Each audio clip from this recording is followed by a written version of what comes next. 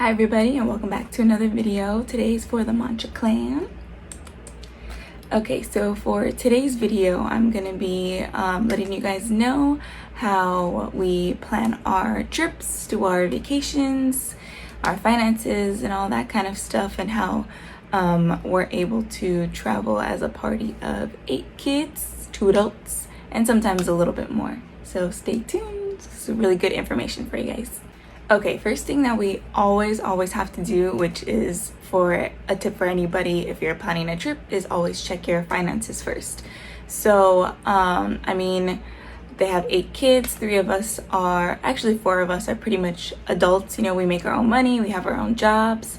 Me and my sister live on our own, so our finances are a little bit different than those that may, you know, be traveling with a lot of younger kids or maybe like all older kids. So it kind of just depends. In our particular situation, it really works out that we kind of split it. So for like if we're gonna be splitting the hotel, if we're gonna be renting a car, doing stuff like that, like we always try and like split it as evenly as possible. I know like my parents really like to pay for a lot of things for themselves or just like for us during the vacation, but you know, we're always trying to like pitch in and, you know, help out as much as we can. So we do like to check all of our finances first and pretty much have kind of like the idea of where we want to go, what we want to do. That way we can, you know, get money situated and just to see if like we're able to take a vacation right now, if anybody has the money. If, you know, nobody has the money, then we kind of, you know, have to either think of something else or maybe wait a little bit and postpone it type of thing. So always make sure to check your finances and always, you know, set like a little bit of money aside like every year or something, maybe for vacations or for like, you know, little fun things or for bucket lists, anything that you guys like want to do. But I mean, like for us, we live on the day-to-day moment or like month-to-month kind of. So we always, you know, get together. We have like family days or family meetings where we all come together, we all sit down, talk about our finances, talk about what we want to do either in the next month, 2 months. Sometimes we do like yearly things, just like, you know, to get everybody on the same page and make sure that everybody knows what's going on and what we're doing. Sometimes you are included, sometimes you're not included, but like for us, we always try to include the majority. So making sure like, you know, you can get the time off of work and, you know, it doesn't conflict with anything else in like our schedules and stuff like that, because we're always really busy. And for us, we have 8 kids, 8 birthdays. None of us have birthdays in the same month. So it's like every single month we have something going on. So it's a little bit crazy and a little bit hectic, but we do like to have a lot of family meetings to talk about our finances. So I suggest like if you're gonna start planning things, you always want to look at your finances first and see if it's something that you'll be able to afford and something, you know, that's not gonna break the bank. Okay, next, going off of trying to, you know, plan in advance, that is a really big thing. You do want to do a lot of research depending on where you're going to go. So like example for us, we went to Florida last year, so I had to do a ton of research because one, we had to fly and none of us had ever really flown all together as a party of 10. We also took my boyfriend, so that was 11. We also took my sister's daughter, which is my niece, so that was 12. So there was 12 of us that were traveling all at the same time. So I was fortunate enough to, you know, call a couple airlines and kind of get like a group rate or a group discount. So you can always call them and see what they have available or, you know, stuff like that, and see if they can get you a group rate or a group discount. I think you have to be traveling with 10 or more people or something to be able to qualify. So just keep that in mind for like the groups. I know they have to be like larger groups. So for us, it just worked out that I ended up getting a really nice group rate for us. And the thing that really helped us was that we just had to put a down payment. So I think we just had to pay like $100 for per person or something like that.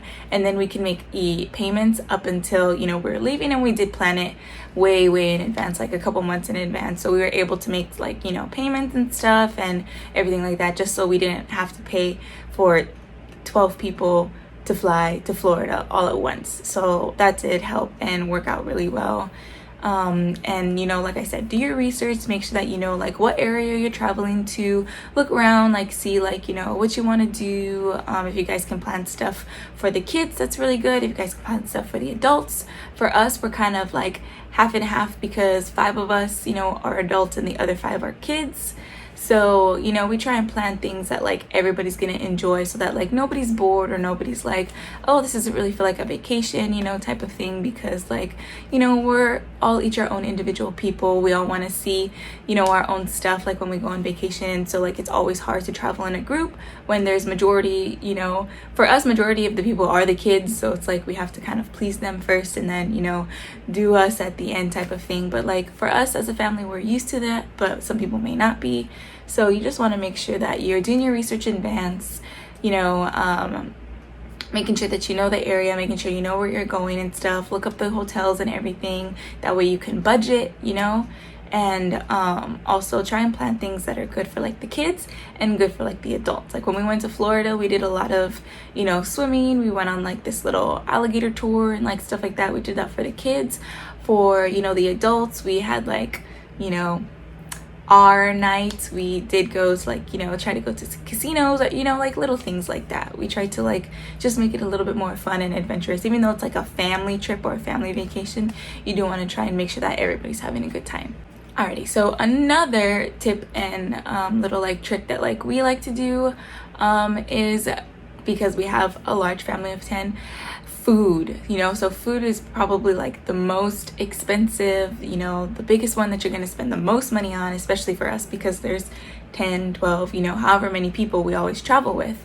So like I said, going back to like our Florida trip we did last year, so I planned for the whole week just to cook food. We did set aside 1 or 2 days that we were like, okay, maybe like, you know, we'll eat out like lunch, or maybe like this day we'll eat out like dinner. So for us, we really have to plan those days, because once again, going back to the finances, we have to make sure that, you know, we can afford that for the whole entire week type of thing. Because like, you know, some of us live paycheck to paycheck, so it's like it's hard when we do take a like that one vacation. It's like, okay, either we really have to budget, or, you know, figure out what to do, or, you know, kind of limit ourselves sometimes. So we made a grocery list, so me and my mom and my sister, you know, on things that like we would like to eat for the week. We asked the boys like, you know, what would you like to eat during the vacation, or like, you know, what do you want that like mom doesn't always cook type of thing. And so we do a lot of like spaghetti, lasagna, like tacos, you know. It's not like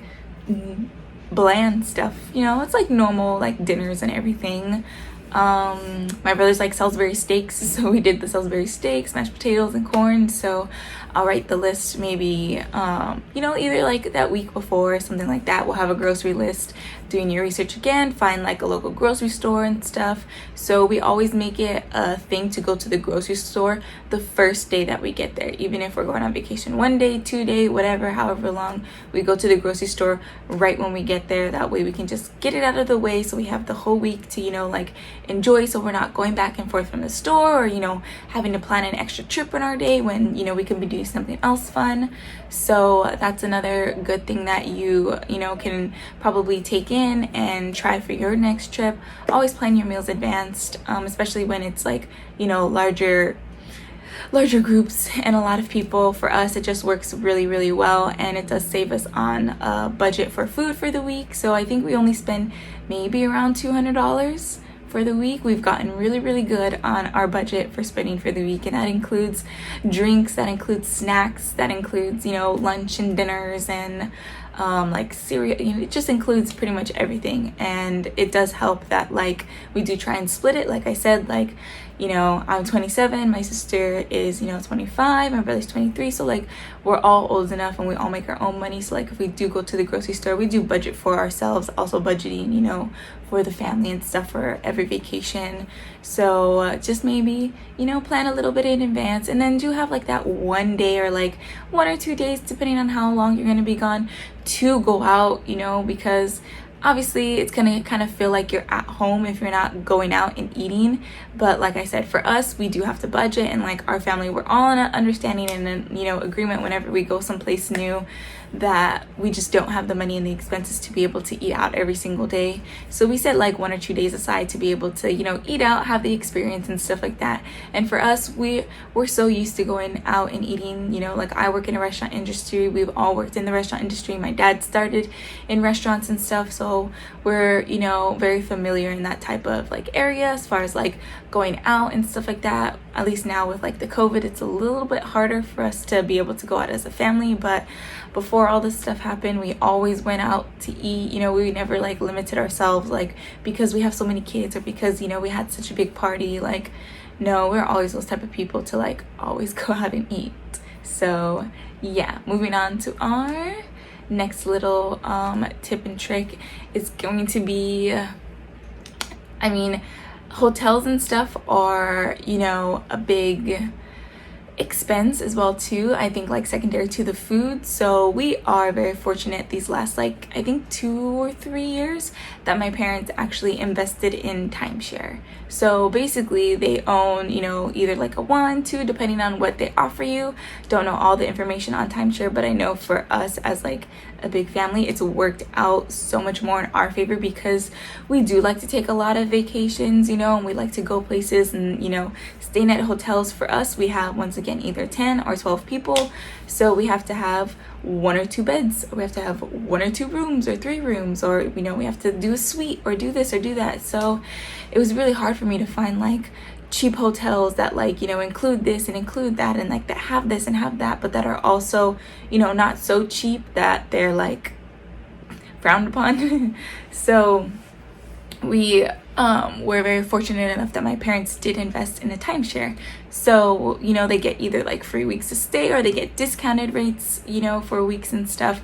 They do have to pay a monthly payment, but for that, I think it's a little bit easier. And for us, it does save us money in the long run because, you know, to stay a week in like, you know, either 2 beds, 3 beds, however much, or 2 rooms, 3 rooms, you know, it gets pretty pricey. Like, I mean, it's probably like up in like the thousands.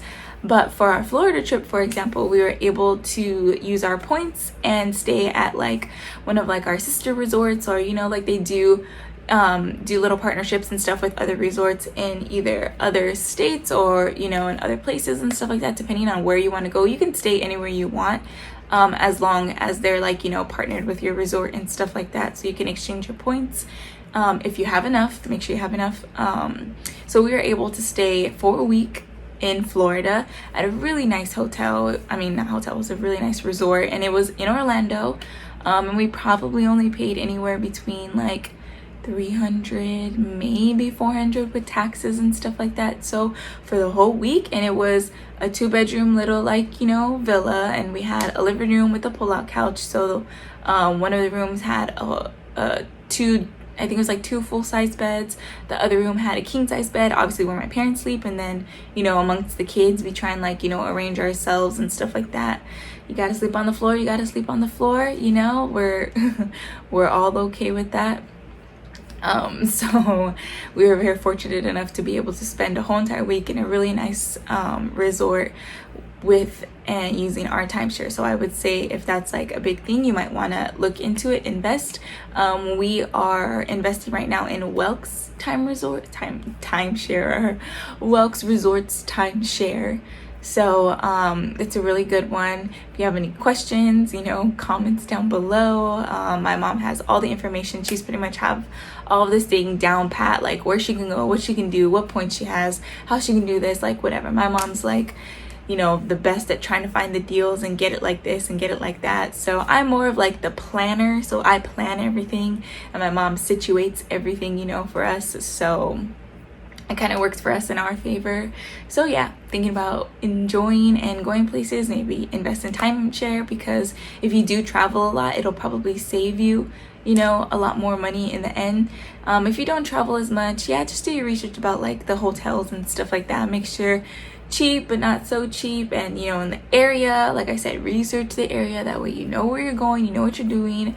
You at least have to have like a grocery store around you. Make sure that there's like fun things to do around you so that you don't have to drive so far. You're not like in the middle of nowhere type of thing. So yeah, that one I think is like probably one of our more like saving graces, or like more budget friendly for us to be able to utilize our timeshare to be able to travel as a big group and a big family.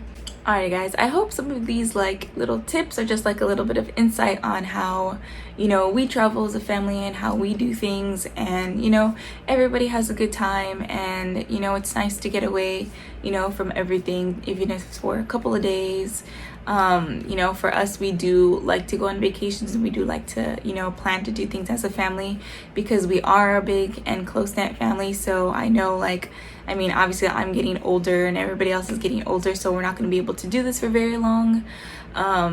So, you know, to wrangle everybody together in the near future is going to be really hectic. But I hope you guys enjoyed it. If you have any questions, make sure to comment below. We will be posting a lot more videos on just, like, you know, our day-to-day life and how, you know, we plan things and how we do things, being like a large family, you know, because we don't have people to do it. You know, it's kind of just all on us. And we do enjoy going out. We do enjoy, you know, leaving and, you know, just getting away sometimes, like, especially as a family. I know some people don't like to travel with their family, but like for us, you know, we're so used to it, and it's just like a norm for us. So yeah, I hope you guys enjoyed. Stay tuned for the next couple of videos, because we're going to be bringing you in and showing you a couple more things on how we live our day-to-day lives, how we vacation, and, you know, just how we plan things and do stuff as family of 10.